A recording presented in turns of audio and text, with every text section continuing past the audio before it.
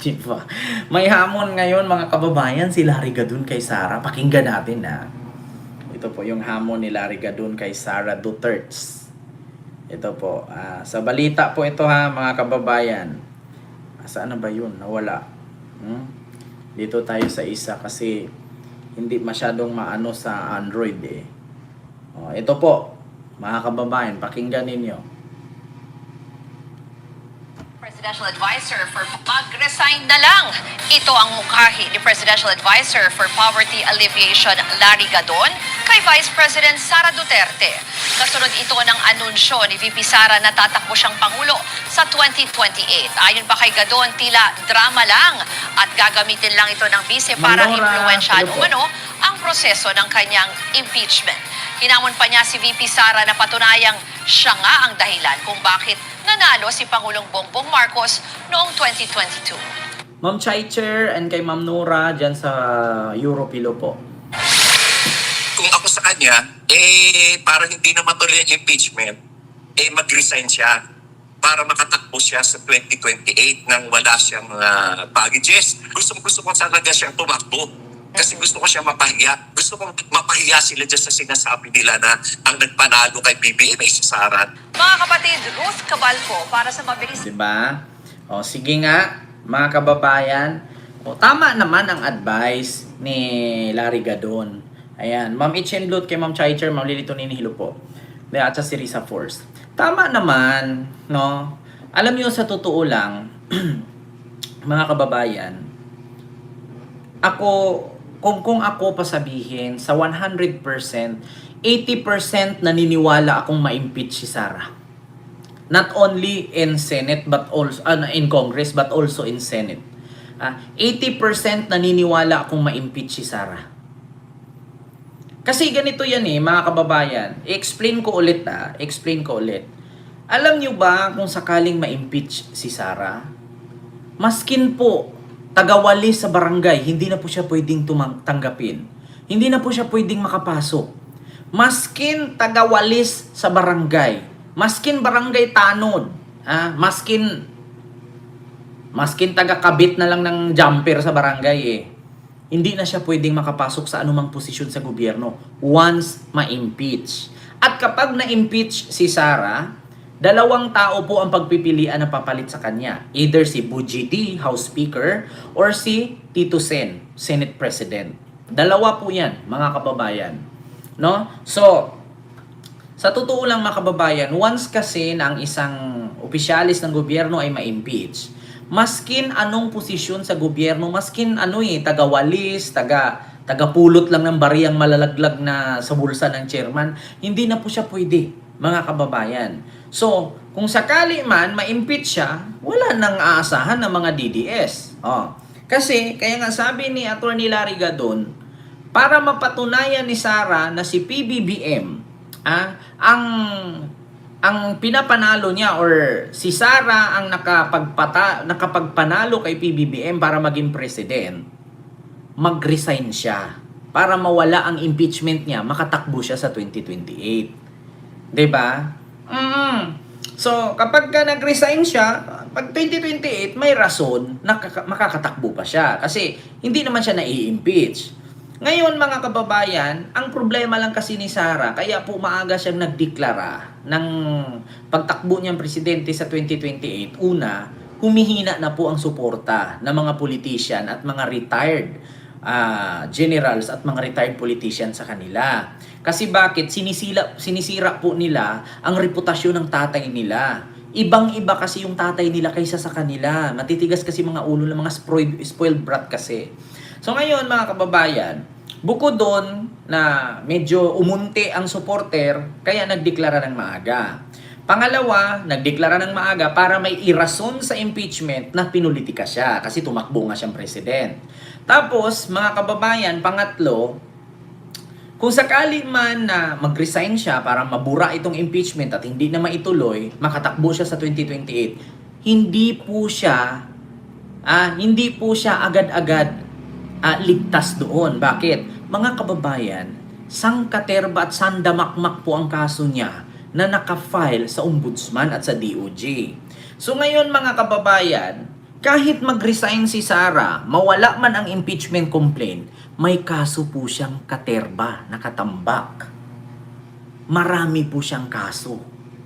At kung naalala ninyo, under review na ng Department of Justice itong grave threat at citing to sedition. Yung pagbanta niya sa buhay ng First Lady, ng Presidente at ng House Speaker. Diba? Sabi ni Nino Carnicer, wala ulan dyan sa Manila. Kent malay ko po, wala naman po ako sa Manila. Oo. So ngayon mga kababayan, yun nga ang nangyari. Wala talaga siyang mapupuntahan. Kahit mag-resign siya para makatakbo siya sa 2028 at hindi siya ma-impeach, yung kaso niya po mga kababayan. Sabi nga ni Amy Marcos, hindi aabot ng 2027, makukulong si Sara. Kasi nga, sandamakmak at tadtad ng kaso si Sara. Diba? Gusto nyong makita, sabi ni Amy, ulitin ko ha. Amy, tadtad ng kaso si Sara. Ito po yun ha. Ang katotohanan ay maraming kaso nakapila kay VP Sara, no? Ang dai-dai niyang kaso. So kung mag-resign hindi siya, natin masasabi na kumbaga walang accountability. Marami pa rin pananagutan kasi ang dami pa rin kaso. Nakita naman ninyo sa COA, sa katutak pa ang kaso sa COA, disallowance regarding the confidential funds, nakatenga pa rin yan on appeal before COA Commission. May 3 petisyon tungkol sa confidential funds sa Supreme Court. So tuloy-tuloy pa rin yan. Tapos may COA proceedings sa 2023 confidential funds about OVP, pati na rin ang DepEd. So, hindi kumbaga makakaligtas kung may anomalya man. Talagang maimbestigahan to ng todo-todo. Patay ka dyan. Ang katotohanan, So, ibig sabihin mga kababayan, sa hamon ni Atty. Larry Gadon na mag-resign si Sara para hindi siya ma-impeach, alam ko po mga kababayan, gipit na po si Sara ngayon. Kumbaga mga kababayan, ang nangyari kay Sara, may utang na siya sa lending, may utang sa GCash, may utang sa Bombay, tapos may utang sa barangay, may utang sa kapitbahay, may utang pang mga appliances, may utang pang gadget, may utang na motor. Lahat may utang, kaya burido po utak niya ngayon. Diba? Burido po ang utak ni Sara ngayon mga kababayan. Na-corner na po talaga siya. Tapos meron pang problema ng ICC. Lahat po talaga mga kababayan. Alam niyo ba sa totoo lang mga kababayan? Si Sara, kung pala yan, binayo na po siya ng binayo. Oo, yan ang totohanan. Kung si Sara, ihambing natin sa palay, bigas na po siya. Hindi na po siya palay. Nadurog na siya eh. Binayo na siya ng binayo ng problema. COA, NBI, Ombudsman, tapos impeachment 4. Nandyan pa si Ramil Madriaga. Tapos nandyan pa ang impeachment niya. Nandyan pa ang problema ng tatay niya. Nandun pa yung confidential fund. Tapos mawalan pa ng supporter. Tapos sa pamilya, watak-watak pa sila. Alam nyo, para siyang palay na binayo ng binayo, ayun, naging bigas. Kita mo yan, mga kababayan. Kaya wala talaga, sa totoo lang mga kababayan. Kaya kung sakali man na makinig si Sarang mag-resign sa panawagan at hamon ni Atty. Larry Gadon, pakinggan niyo po ito. ang totoo, in-expect ko na kasi patungo na ron yung sobrang bilis na pag-dismiss ng iba't ibang kaso sa ombudsman, yung last-minute clearance ni Attorney Laudan, ganun din yung sudden inclusion ni Secretary Remulla, talagang binabaliktad na yung sarili nilang mga patakaran, hindi na sinusunod yung batas at talagang wala nang rule of law dito sa ating bansa. Nakakalungkot po. Naobliga po ako na i-defer at hindi suportahan yung appointment ng bagong JBC member kahit kilala ko siya at alam ko na mahusay siyang huwes, talagang kinakailangan na alamin natin ang mga patakaran sa JBC. Do you believe na may planong ipakulong si VP? Sigurado ako. Ang totoo, in-expect ko na kasi patungo Pinagdududahan ni Senator Amy Marcos ang appointment ni Boying Remulla bilang bagong ombudsman.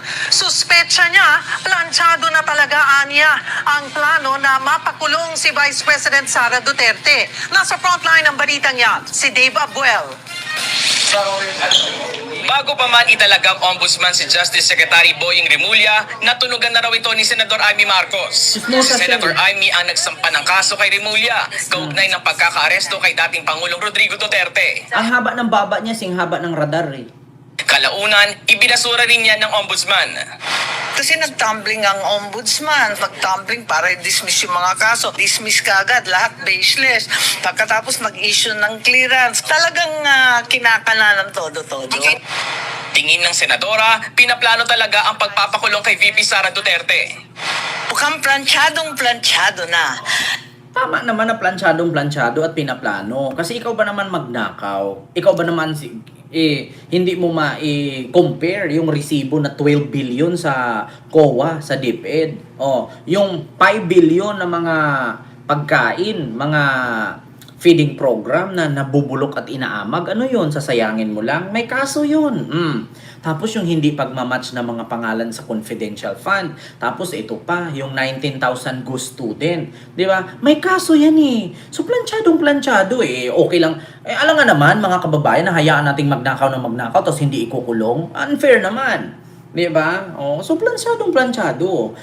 Sorry na lang kasi ang naging ombudsman ay hindi nyo kaalyado. Kasi kung naging kaalyado nyo ang ombudsman, alam nyo na. Di ba? Kakampihan na naman kayo. Hawak nyo na nga Supreme Court, ombudsman pa. Edi wala nang kasaysay. Yung ano natin. Di ba? Ngayon, at ito pa, mga kababayan, sa NBI. Yung bagong NBI director, maraming knowledge. Patay kayo dyan. Sana hindi na bigyan ng pabaon ni Digong yan. Sana hindi nabigyan ng pabaon. Kasi yung NBI director ngayon, mga kababayan, dating PDP yan. Alam lahat ni NBI director ngayon, no, ang mga baho ng mga Duterte. Kaya delicates, kabahan ka na, Sara. 'Di ba? Kabahan ka na. Yung itinalaga ni PBBM na NBI director, dati niyong tauhan. Diba? Kaya ngayon yung sabihin weak si PBBM. Ngayon yung sabihin si PBBM ay mahina. Sabihan nyo kung mahina, pues, gawin kong tauhan yung may alam sa galawan ninyo. Tignan natin kung lalaban ka pa. Diba? Kita ninyo. NBI director ngayon, tauhan ni Digong dati.